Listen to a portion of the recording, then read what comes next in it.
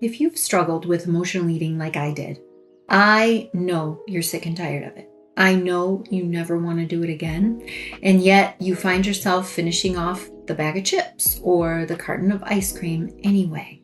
So this leads many of us to ask the question, if I don't want to emotionally eat, why do I do it? Today, I'm going to share with you the single most important foundational thing you need to overcome your challenges with food and body.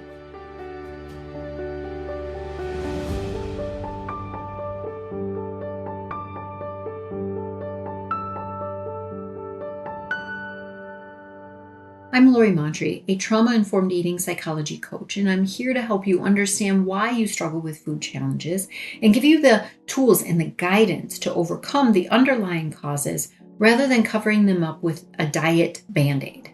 Now, I can't wait to share the content in this video with you because without the thing that I'm going to share with you, you're not going to be able to find food and body freedom. So let's dive in.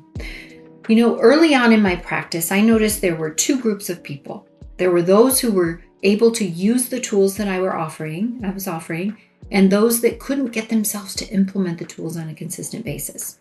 Now, those that used the tools, they would go on to have tremendous success. Their relationship with food changed. They would achieve freedom. They'd lose weight and go on to a whole new life. But those that couldn't stick with the tools, they assumed they were the problem. They desperately wanted change, but they weren't able to consistently implement what I was teaching them. So naturally, they stayed stuck. So the two groups were those using the tools having success and those unable to be consistent with the tools and staying stuck. No one was in the middle saying, I'm using the tools, but they're just not working for me. So based on this data and on the work that I had done with myself, I knew I had the right tools.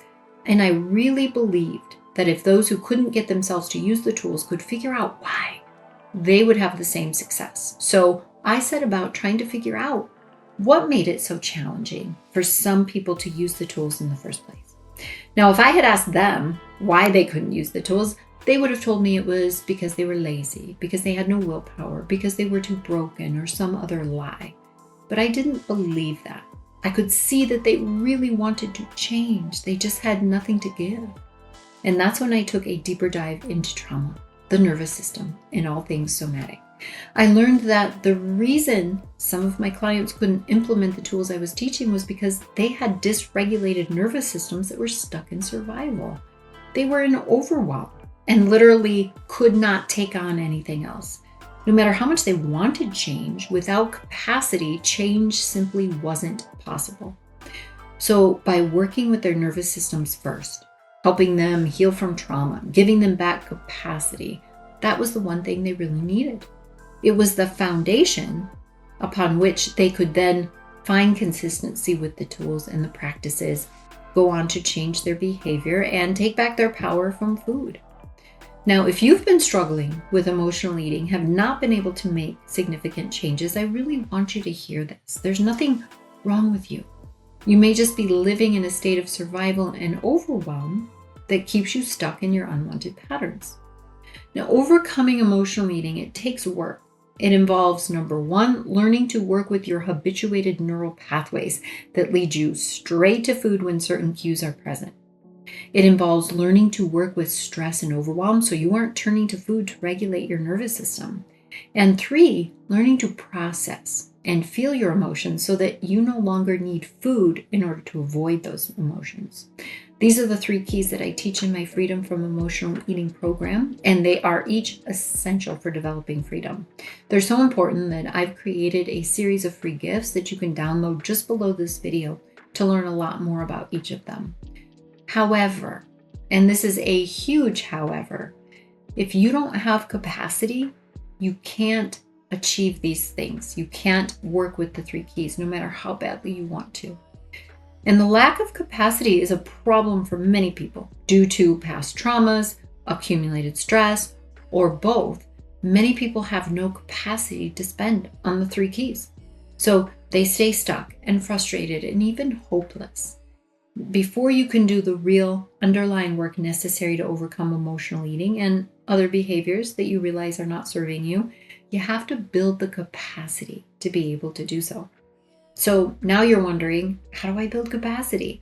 And I'm so glad you asked, because this is exactly the question that you should be asking. In my Freedom from Emotional Eating program, I spend several modules teaching various practices and tools for building capacity, and I'll share some of those practices in upcoming videos. But for today, let me share a simple way to start building capacity. The number one prerequisite for capacity is safety.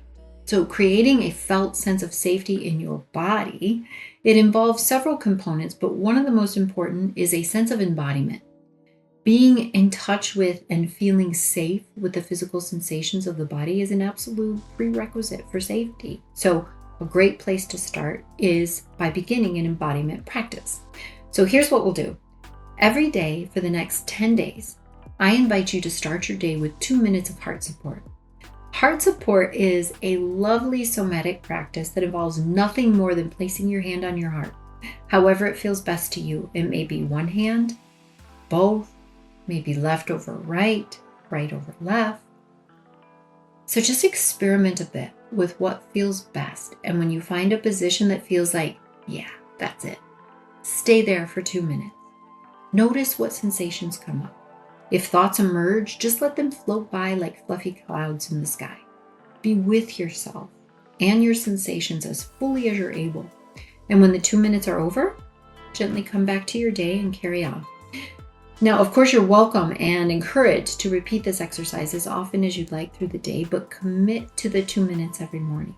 Now, this may seem like an incredibly simple thing that isn't capable of producing real change, but I invite you to see it in context. Remember, the first goal in overcoming emotional eating is developing the capacity so that you can implement the 3 keys that I share in my free resources that you can download below. This is a step in the right direction, right? So give yourself 10 days of committed practice and then let me know what happens. If you promise to do this, I commit to you to respond to your comments, give you the right next step depending on what your experience was like. So if you're ready to take the next step, follow through on this exercise, download the free resources, and let's do the real work to free you from food and body challenges. And if you found something in this video helpful or interesting, take a moment to like and subscribe to the channel. This really helps me reach you and others who need support with food and body challenges. I can't wait to read your comments about how your 10-day experiment goes. And thank you, as always, for spending time with me.